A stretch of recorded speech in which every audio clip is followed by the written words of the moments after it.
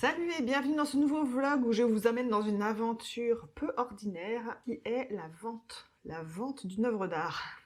Voilà, je vous montre beaucoup la création, comment je crée les œuvres que je fais, mais je vous montre un petit peu comment j'emballe très vite fait les petites sculptures que je vends. Mais je crois que sur la chaîne, j'ai jamais montré quand je vends une plus grosse sculpture comment ça se passe. Ici, on a un cas particulier puisque c'est la plus grosse sculpture que j'ai faite et je ne l'ai pas faite pour la vendre ni pour l'envoyer par la poste, ce qui est un problème. Je n'avais pas envisagé ce cas-là. En fait, j'ai créé cette sculpture pour qu'elle aille dans un musée. Voilà. Et au final, quand elle a été publiée sur les réseaux sociaux, il s'avère que j'ai eu énormément de demandes pour l'acheter. Voilà, ce qui n'était absolument pas prévu. Du coup, je me retrouve à avoir vendu cette sculpture qui doit partir aux États-Unis. Voilà. Sachant que la sculpture fait presque 80 cm de haut. Voilà, c'est pour vous donner une idée du problème. Donc, dans ce vlog, je vous emmène avec moi dans la construction, plus que laborieuse, du colis pour emballer cette sculpture. Comment je fais, quelle est la problématique, parce que vous allez peut-être vous dire, bah tu l'envoies et voilà. Je vais essayer de vous expliquer un petit peu quelle est la problématique et comment je l'emballe. Voilà, comment je fais, quelle démarche j'ai adoptée. Voilà, vous aurez tout de A à Z sur cette question-là, qui est une grosse question. Et je pense d'ailleurs qu'à l'avenir, pour mes prochaines sculptures, j'y réfléchirai en amont. Voilà, ce que je n'ai pas fait pour celle-là, parce que j'étais vraiment persuadée que cette sculpture resterait en France et au musée. Voilà, vraiment, je ne l'avais pas du tout envisagée comme une sculpture que j'allais vendre à l'étranger. Donc, comme quoi c'est bien, ça nous apprend des choses, ça m'a appris plein de choses. Par où commencer? Je vais juste commencer par vous énumérer le problème. Voilà, les deux plus gros problèmes que je vois, en tout cas pour cette sculpture, pour l'envoyer en avion à l'autre bout du monde, c'est premièrement le socle. Voilà. J'ai choisi de faire un socle en béton parce que comme la sculpture est très grande, je voulais pas qu'elle puisse basculer. Voilà, là, si je mets du poids sur l'aile, la sculpture peut pas tomber en fait. Donc il fallait quand même qu'il y ait un certain poids pour éviter cela.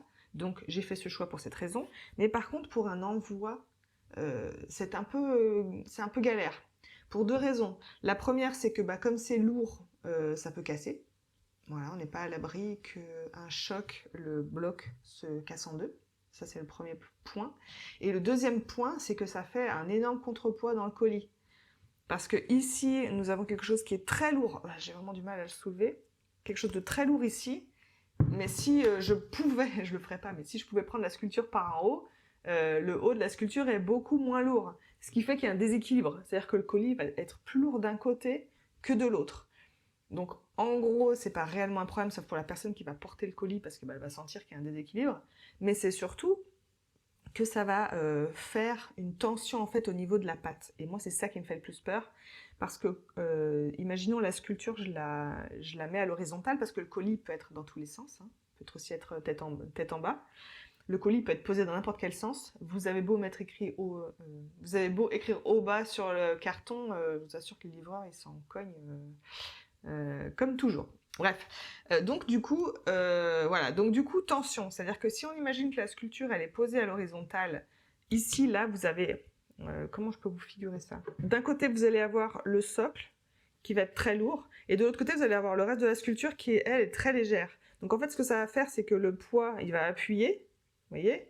Et donc, ça va créer une tension ici, imaginons ici, on a les pattes, voilà. Le corps, lui, va rester là où il est, mais le socle, lui, il va avoir tendance à vouloir aller vers le bas. Et donc ici, ça va créer une tension au niveau des pattes. Et moi, ma plus grosse inquiétude, c'était que ça pète les pattes, en fait. Voilà. Il y a une certaine souplesse, en fait, au niveau du corps, comme vous pouvez le constater. Voilà, ça bouge. Donc en temps normal, c'est pas très grave. Mais pour le transport, ça devient un problème. Voilà, un gros problème. Donc, je me suis beaucoup creusé la tête pour savoir comment j'allais faire. En temps normal, quasiment toutes les sculptures que j'ai envoyées, je les envoie dans du papier bulle, entouré de polystyrène, des fois avec des cales en carton. J'essaie de caler certaines parties. Pour d'autres sculptures qui auraient été moins importantes, j'aurais essayé de caler le corps avec les pattes, là, mettre une cale ici, voilà, mettre des cales un peu partout entre les pattes, etc. pour éviter les écrasements. Et bien, je l'aurais enroulé de papier bulle, mis des protections dedans, double carton ou carton et polystyrène, voilà, ce genre de truc, j'aurais fait ça. Mais pour cette sculpture, sachant comme elle est grande, je me suis dit c'est très risqué, je ne peux pas faire ça. Donc j'ai opté pour une autre méthode qui va être extrêmement longue. C'est de complètement l'englober dans de la mousse. Voilà. Donc j'ai réfléchi à ça. Il y a deux possibilités de mousse que je voyais. Soit de la mousse comme type polystyrène, donc de la mousse qui est dure, mais qui encaisse quand même pas mal les chocs, ou soit de la mousse plus molle, comme la mousse qu'il y a dans les canapés ou dans les chaises, une mousse qui se rétracte plus. Sauf que déjà celle-là, on peut laisser tomber. J'ai regardé les prix sur internet, c'est méga cher. Je pense que c'est pas mal pour certains types de sculptures. Typiquement, si j'avais fait des sculptures en céramique ou des sculptures vraiment où le moindre choc pourrait fissurer ou casser la pièce. Moi, c'est pas mon cas. Donc je pense que c'est pas nécessaire parce que ça absorbe beaucoup plus les chocs puisque c'est mou. Mais pour mon cas, je pense que la mousse, le polystyrène, à mon avis, c'est une bonne option parce que ça reste ferme. Donc du coup, ça va maintenir tous les éléments. Ils pourront pas trop bouger, ils pourront peut-être bouger un petit peu, mais ils pourront pas trop se déplacer. C'est-à-dire que entre ici et là, il y aura de la matière là. Donc en fait, la sculpture, elle pourra pas s'écraser sur elle-même, quoi. Ça va vraiment la maintenir dans une coque. Donc l'idée, c'est d'acheter du polystyrène, donc de l'isolant pour les maisons. Voilà, je vais acheter ça. Ça s'achète en plaques. Je vais essayer de prendre les plus épaisses que je trouve, mais je crois que les plus épaisses qui existent, c'est 6 cm, donc c'est pas non plus énorme. Mais bon, du coup, je vais coller les plaques les unes à côté des autres, et puis au fur et à mesure, découper en fait la forme de l'animal qui va s'intégrer à l'intérieur. Le but, c'est après avoir deux coques, comme quand on achète des produits en usine, hein. Quand vous achetez un carton ou une télé, les télés maintenant, il y a juste des coins en général. Mais pour certains envois, vous avez vraiment je sais pas, par exemple pour une console de jeu, je crois que c'est le cas. Vous avez vraiment la console qui est prise entre deux morceaux de blocs de polystyrène en fait. Voilà, elle est vraiment encastrée dedans. C'est l'idée que j'ai, voilà, c'est de faire deux parties et la sculpture elle sera entre les deux, encastrée dedans. Voilà, ça c'est l'idée de base. À mon avis, ça va être compliqué et j'arriverai jamais à épouser parfaitement la forme de l'animal, donc il faudra qu'il y ait une autre chose à l'intérieur pour combler les vides, parce que vraiment ce qu'on redoute le plus quand on fait un envoi, c'est le vide, puisque le vide peut autoriser la sculpture à s'écraser à l'intérieur. En fait, ça laisse un espace où la sculpture peut bouger et donc voilà, écraser la sculpture à plusieurs endroits. Voilà, l'idée, c'est vraiment d'avoir quelque chose de solide autour, histoire qu'elle ne soit pas écrasée quand elle est brinque-ballée dans tous les sens, au moins le minimum possible. Donc voilà, je verrai comment je comble les creux à l'intérieur. Pour l'instant, je vois deux solutions. C'est soit la mousse expansive, donc faire des petits blocs de mousse expansive sur des parties que je ne pourrais pas faire avec la mousse extérieure, ou soit tout bêtement reprendre du papier bulle, quoi. Papier bulle et faire des petits coussins partout où il y aura besoin à l'intérieur de la sculpture. Voilà. Je suis entre ces deux options, je verrai quand j'en serai là le choix que je vais faire là-dessus. Sur ce, je vais m'y mettre parce qu'il y a beaucoup de travail et on se retrouve plus tard pour vous montrer où j'en suis. Bon alors voilà l'énorme carton que j'ai. Et c'est dans ce carton que je vais découper le carton pour le corbeau. Voilà, je l'ai déjà séparé en deux. Et maintenant, je vais découper la taille de carton qu'il me faut. Bon, j'ai découpé le premier angle. Voilà où j'en suis. Il faut que je fasse pareil de l'autre côté. Donc sur cet angle-là, il faut que je fasse les mêmes découpes. Et après, je rejoindrai les deux coins pour faire le carton. C'est hyper long. Voilà, ça y est, j'ai coupé les deux parties. Il reste plus que la hauteur là à rectifier. Donc il y a un des deux plis là qu'il va falloir que je change. Ça va être la partie la plus chiante parce que c'est dans le mauvais sens du carton. Donc pour faire les plis dans ce sens-là, c'est un peu galère. Mais on va essayer de faire ça. Et puis une fois que j'aurai fait ça, et ben je pourrai assembler les deux parties. j'aurai mon carton définitif pour le corbeau. Il est très gros. Ça y est, j'ai agrafé tout le bord du carton là. Comme ça. Alors c'est pas parfait, apparemment ça ressort un peu là. Mais je repasserai peut-être un dernier coup d'agrafe. Ce que j'ai fait, c'est que j'ai mis les agrafes là et puis je les ai écrasées à l'intérieur. Ça se voit plus ici. Voilà, je les ai écrasées comme ça avec un marteau. Et ensuite, j'applique un coin de carton comme ça, épais, pour renforcer les angles. Voilà, j'ai fait ça, je vais faire ça tout le tour. J'avais déjà mis ici là. Je les scotche à l'intérieur comme ça. Après, ils bougeront plus parce que je vais mettre de la mousse dedans. Mais voilà. Voilà le carton. Bon, alors là, je suis en train de découper des plaques de polystyrène, là, extrudées. En fait, je les découpe à la scie pour ensuite les mettre dans le carton. Voilà, donc là, il faut que je les coupe après en hauteur parce qu'elles sont trop hautes. Donc je les coupe exactement à la taille du carton pour le remplir complètement. Voilà. C'est ma stratégie. Je ne sais pas si ça va marcher ce que j'ai envie de faire, puisque je ne sais pas si quelqu'un d'autre a déjà fait ça. J'innove, voilà, c'est mon idée. Je ne sais pas ce que ça va donner, mais j'espère que c'est une bonne idée.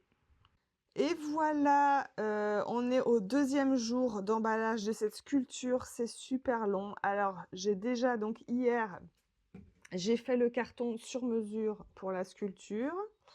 Et j'ai fait cette première partie donc, de coque en mousse polystyrène extrudée. Donc là, il y a 4 plaques de mousse de 6 cm que j'ai découpées en strates comme ça, petit à petit, en les collant les unes les autres. Comme un millefeuille, avec à chaque fois j'ai creusé pour essayer d'avoir la forme qu'il faut pour que l'aile rentre dedans.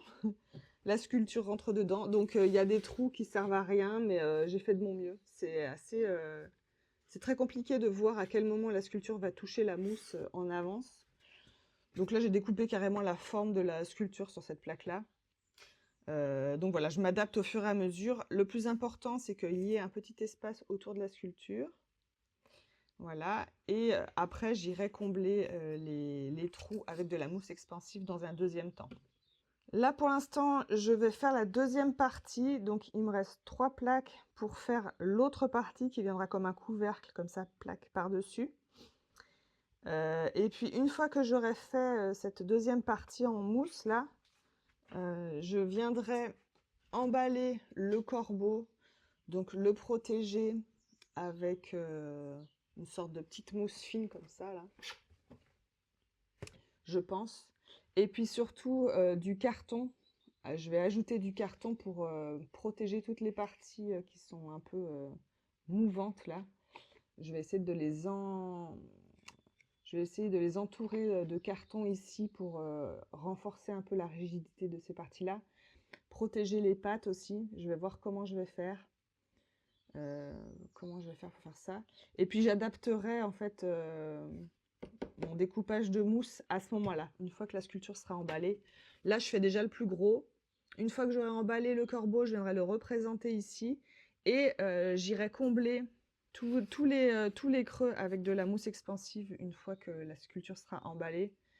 Je pense que je prendrai des petites pochettes en plastique. Je ne sais pas trop comment je vais faire encore.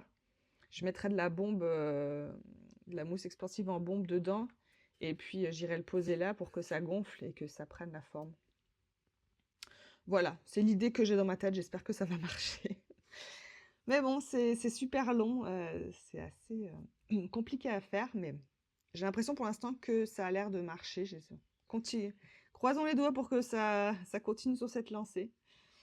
Donc là, il est 10 h du matin, donc je vais y mettre et je vais essayer de découper mes 3 dernières plaques en espérant que j'arrive au bord de la sculpture correctement. Ça aussi, ça me fait peur.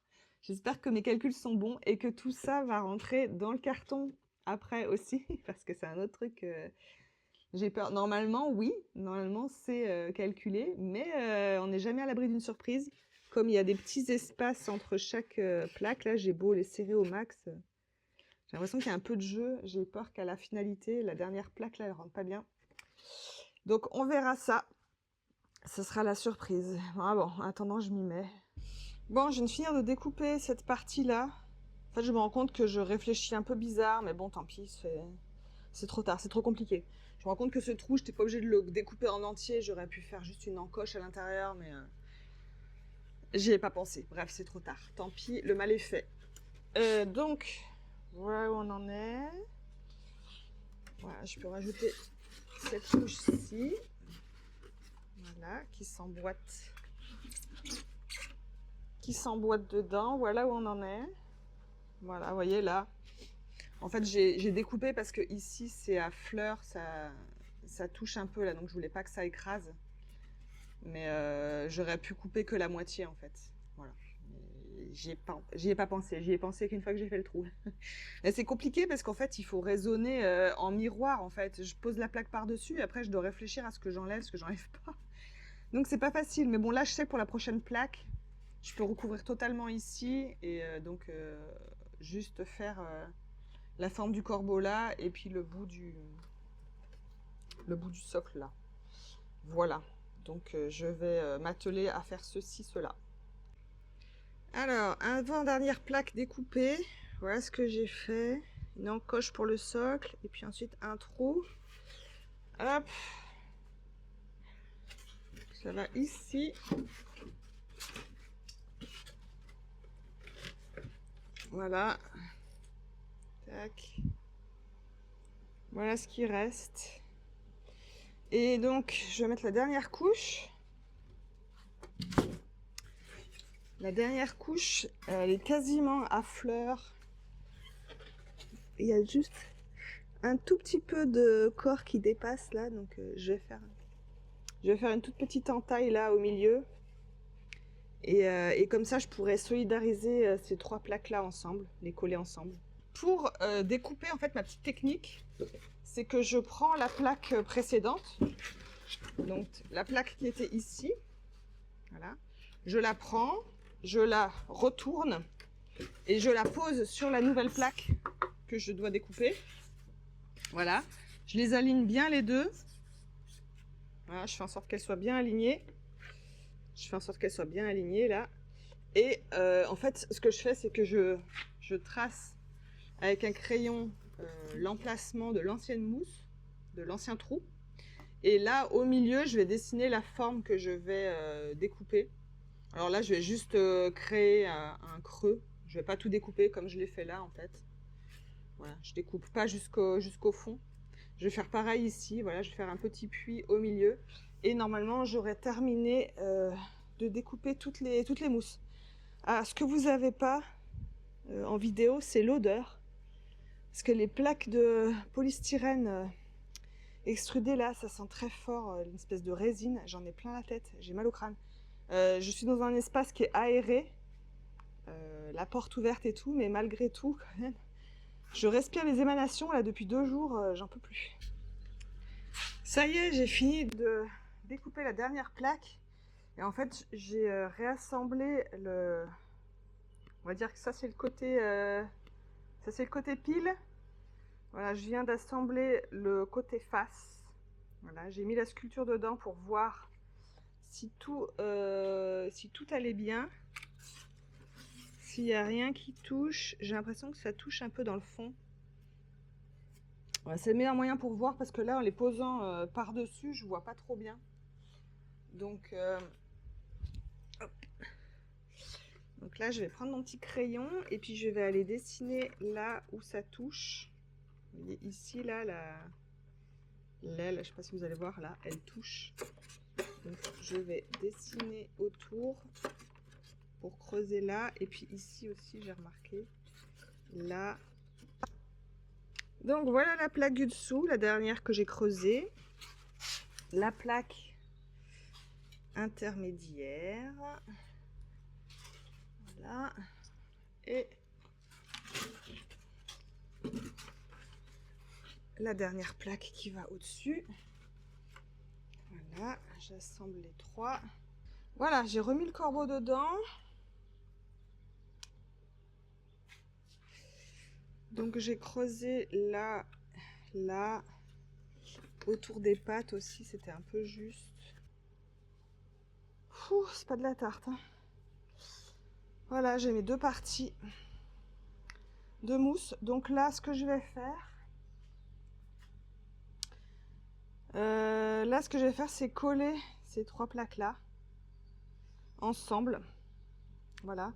Donc pour ça, j'utilise de la mousse en bombe, comme ça, là. Je fais des petits plots de mousse, je vais vous montrer. Et ensuite, je pose les plaques les unes sur les autres. Et après, je les scotche pour éviter que, qu'en s'expansant, la mousse, elle pousse les plaques. Mais je suis en train de me dire qu'avant de les coller, je vais peut-être tester de tout mettre dans le carton, sans la sculpture, juste les plaques. On va faire un test. La bonne nouvelle, c'est que toutes les plaques rentrent dans le carton. Donc c'est une bonne nouvelle. Mais je suis rentrée de force pour mettre la dernière. J'ai peur de galérer quand il y aura la sculpture dedans pour mettre le truc, sachant que quand il y aura la sculpture dedans, il faudra que je mette tous les blocs d'un coup en fait dans le carton. J'ai très peur de ne pas y arriver. À moins que je mette le carton sur la mousse et que j'appuie sur le carton. En tout cas, toutes les plaques rentrent. Toutes les plaques rentrent dans le carton. Il y a 1 cm de trop là. À voir pour ce petit détail là. Mais sinon, voilà, toutes les plaques rentrent. Ça, c'est la bonne nouvelle. Bon, j'ai plus qu'à coller ces 3 plaques là et puis je verrai ce que je fais après.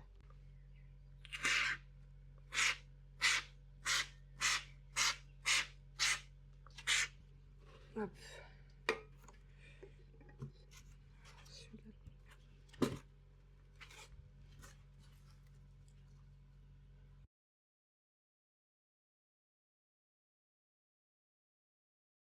Voilà, donc comme vous l'avez vu, j'ai dû d'abord faire le carton. Donc j'ai fait un carton sur mesure pour la sculpture.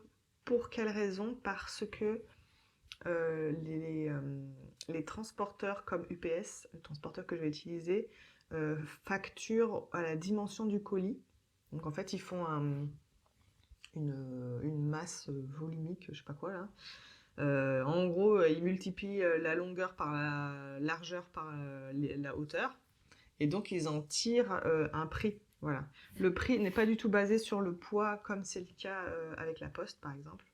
Là, c'est vraiment au volume du colis final. En fait, ils vont plaquer sur le volume un poids estimé qui est bien supérieur au poids du colis. Et c'est là-dessus qu'ils facturent, en fait. Donc, du coup, la taille du colis est méga importante. Méga importante parce que vraiment, on peut passer de quelques centaines d'euros à quelques milliers d'euros pour quelques centimètres de différence. Donc c'est vraiment énorme. Alors au départ, je voulais mettre 10 cm tout autour du colis. Et finalement, j'ai opté pour 5. Au final, il y a un petit peu moins. Mais je vais vous expliquer pourquoi. Donc je suis partie sur 5 cm de marge tout autour de la sculpture. Voilà, 5 cm de protection tout autour.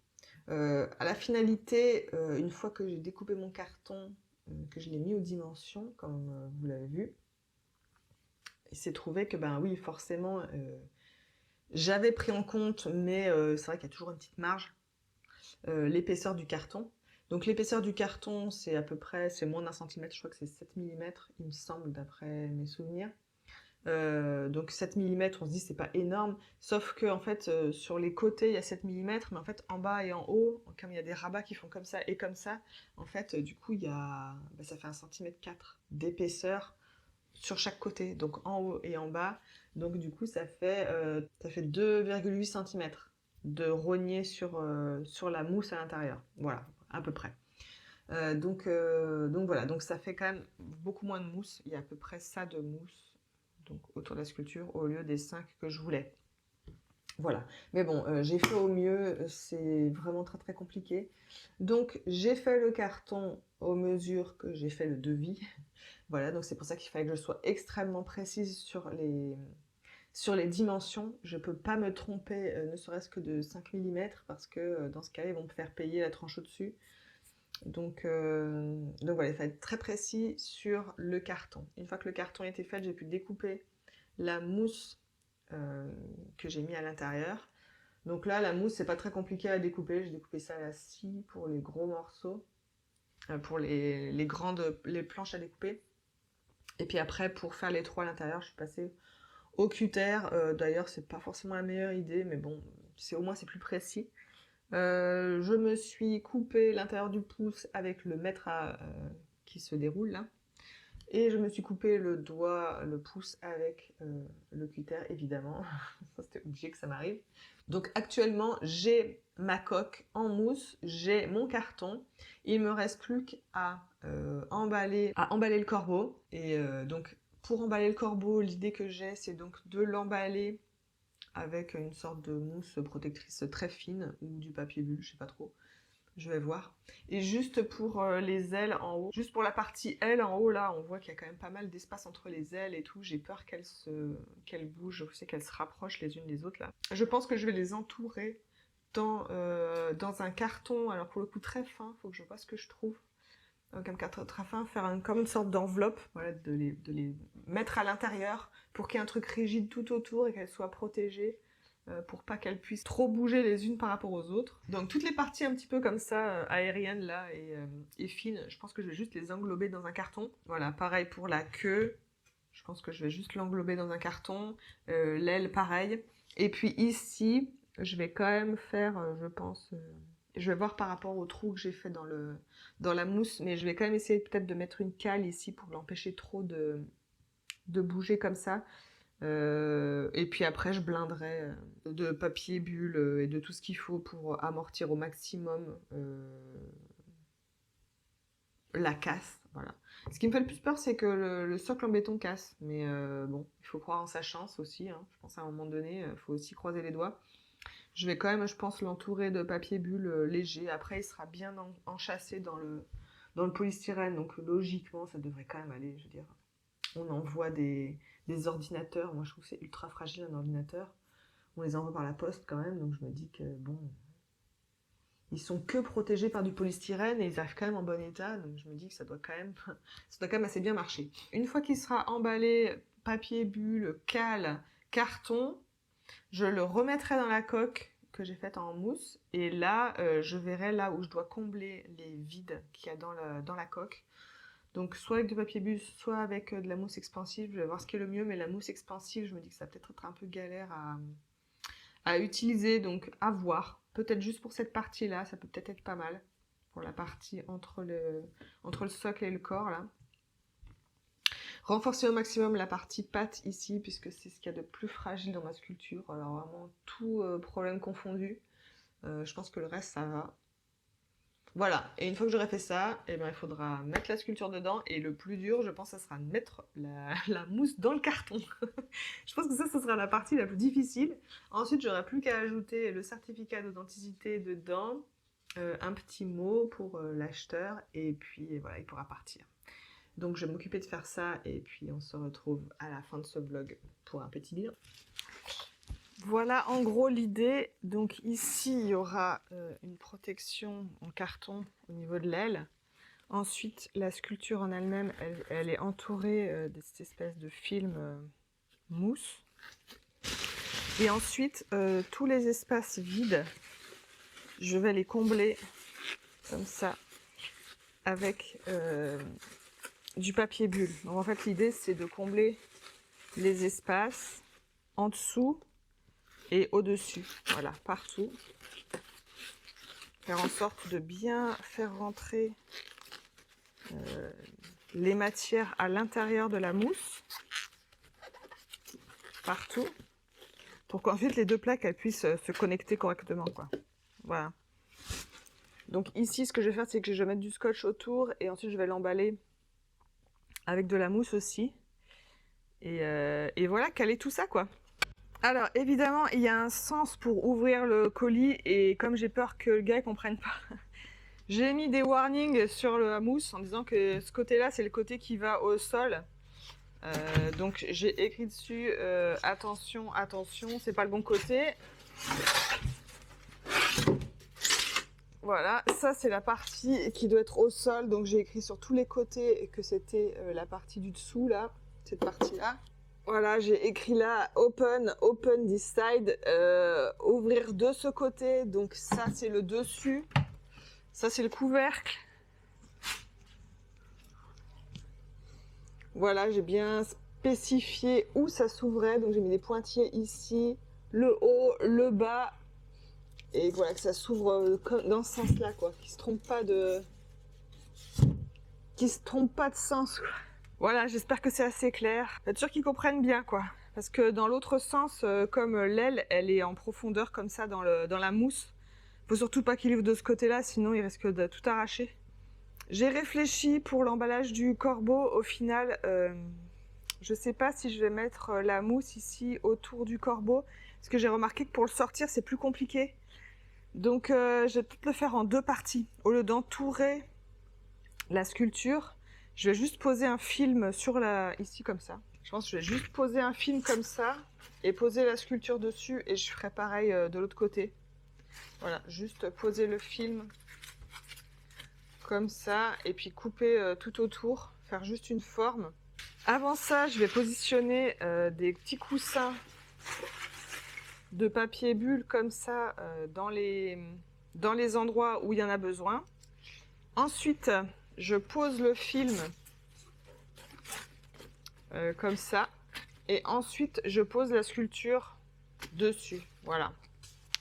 Voilà, donc la partie coussin à l'intérieur de la mousse. Ensuite, la petite feuille toute douce, découpée à la forme du trou. Voilà, que je vais bien positionner là. Je vais faire une main, mais je vais essayer de le faire mieux à deux mains. Voilà à quoi ça ressemble. Donc là, j'ai positionné le corbeau sur la mousse. Voilà, comme ça. Là, je vais profiter que j'ai accès pour combler juste ici, là, avec du papier bulle. Et je vais faire un petit peu pareil ici, là. Voilà, comme ça. Ensuite, je vais recouvrir avec une nouvelle petite couche, hop, de douceur, découpée à la forme, plus ou moins. Et ensuite, je vais combler le couvercle, et puis il n'y aura plus qu'à fermer. Et oui, j'oubliais, je vais combler l'espace vide ici, là, entre les pattes. Voilà, même si je pense que ça s'écrasera jamais, parce que la mousse au-dessus, elle va protéger, mais dans tous les cas, ici, ça s'écrasera pas. Ça, c'est sûr, ça bougera pas.